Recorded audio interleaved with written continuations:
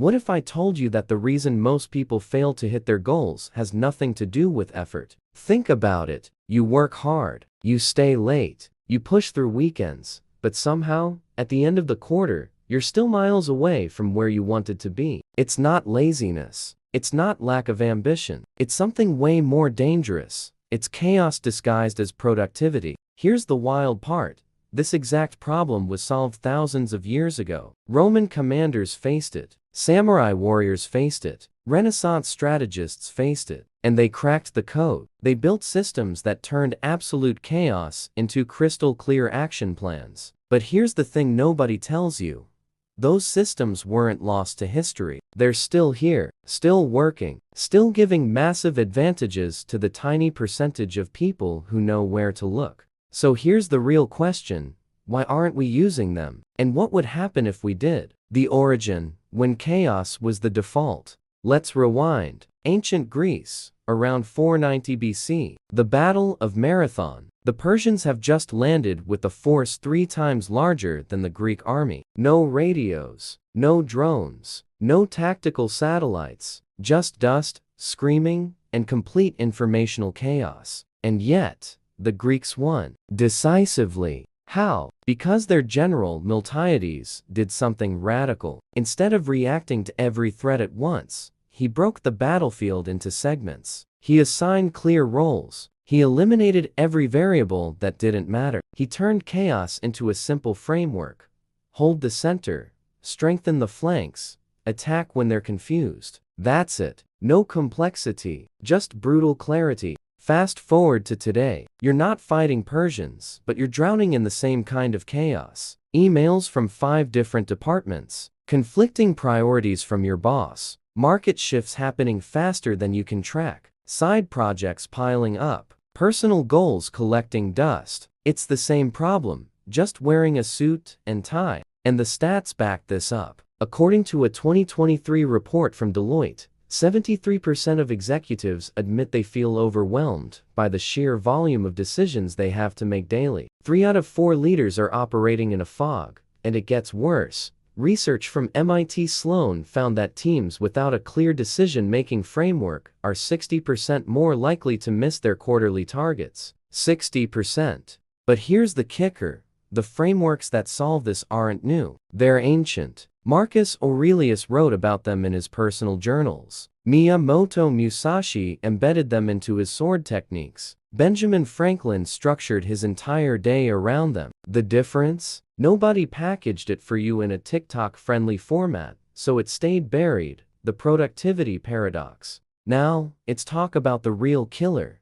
The illusion of progress. You know that feeling when you've been busy all day, but can't remember what you actually accomplished? That's not burnout. That's strategic blindness. And it's an epidemic. A study out of the University of California found that the average knowledge worker switches tasks every 3 minutes. 3 minutes. That means you're not working on your goals, you're reacting to notifications. You're not building momentum, you're jumping between distractions. And at the end of the day, you feel exhausted but empty. Now, compare that to how Genghis Khan ran the Mongol Empire. He had 0 technology, 0 instant communication, but he had absolute clarity. Every commander knew exactly what the primary objective was. Every soldier knew their role. There was no ambiguity, no confusion, just ruthless execution. And they conquered more land in 25 years than Rome did in 400. The problem isn't that you're not smart enough. The problem is that you're operating without a system. And when Jeff Bezos talks about high-velocity decision-making at Amazon, he's not inventing something new. He's borrowing from military doctrine that's been around since Sun Tzu wrote The Art of War in 500 BC. The principle is identical. Reduce variables, clarify the mission, execute without hesitation. But most people never get this memo, so they grind harder instead of thinking clearer. And that's why they stay stuck. Before you go, hit that subscribe button and turn on notifications so you don't miss the next video on the hidden strategies behind high performance. The strategies that worked and the ones that didn't. Alright, let's get tactical. What did these historical leaders actually do to turn chaos into clarity? First principle.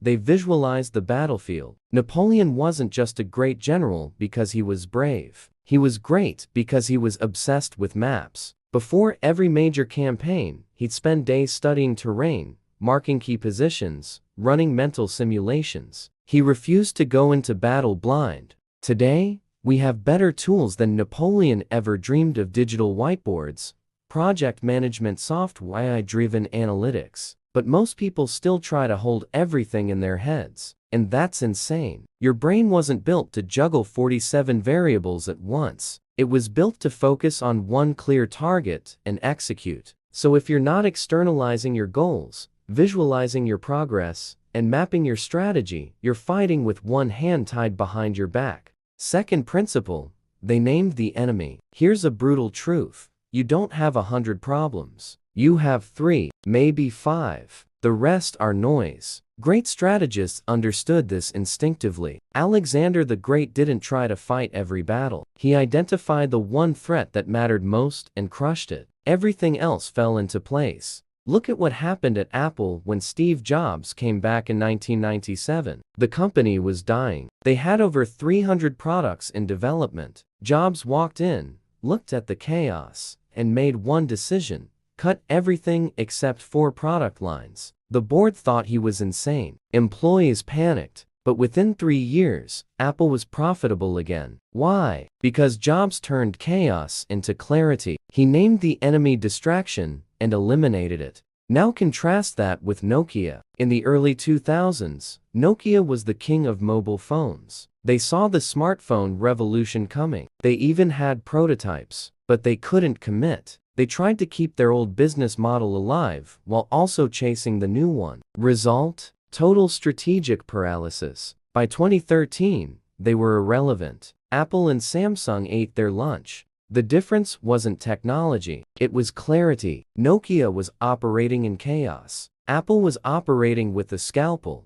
The future, when chaos goes exponential. Here's where it gets scary. The world isn't slowing down, it's accelerating. AI is generating more data every day than humanity created in the last decade. According to a report from IDC, global data creation is doubling every 2 years. Every 2 years. So if you think you're overwhelmed now, just wait. But here's the twist. The same principles that worked in ancient Rome still work today. Elon Musk talks constantly about first principles thinking, stripping problems down to their core. That's not a tech bro invention. That's Aristotle. That's Socratic method. That's what every great thinker in history did when faced with complexity. They asked, what's actually true here? What can I ignore? What's the one move that changes everything? And the companies winning today, Tesla, SpaceX, NVIDIA, and I, are all using this exact framework. They're not trying to do everything. They're doing the one thing that matters, with absolute clarity,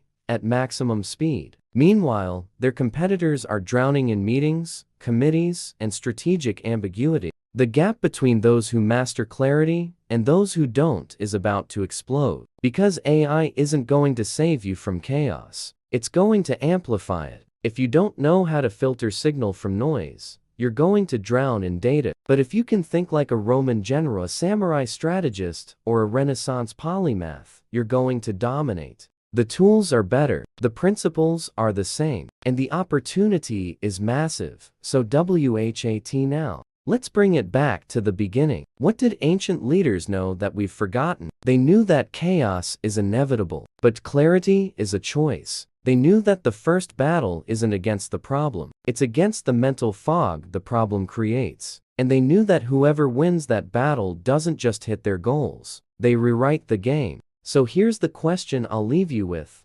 Are you playing with clarity, or are you just surviving the chaos? Drop your answer in the comments, share this video with someone who needs to hear it, and subscribe to the channel. See you in the next one. This video is for educational and informational purposes only. Historical and business examples mentioned are based on public sources and academic studies. Individual results may vary based on personal context.